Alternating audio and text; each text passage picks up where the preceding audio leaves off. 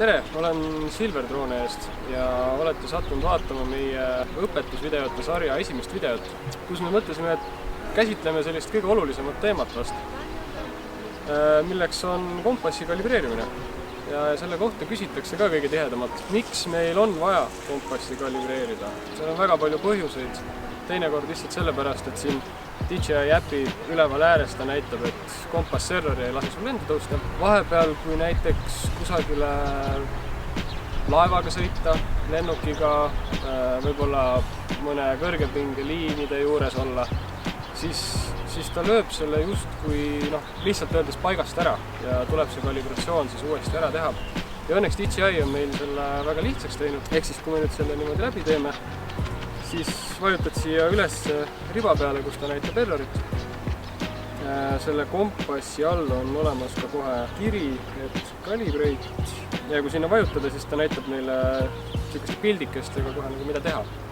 Kui me nüüd selle drooni kätte võtame ja tiirutab ühtepidi.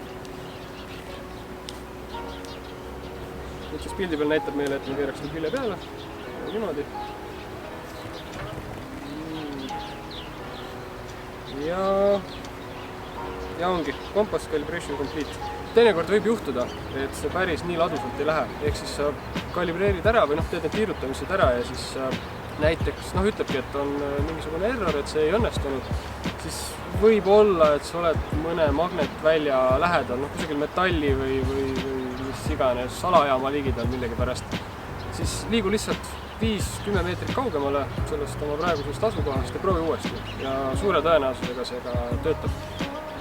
Ja mis sellise kompassi kohta veel rohkem teada on, et näiteks ei tasu auto katusele maanduda või sealt õhku tõusta või vahest tekitab erroreid ka betooni sees olev karkass.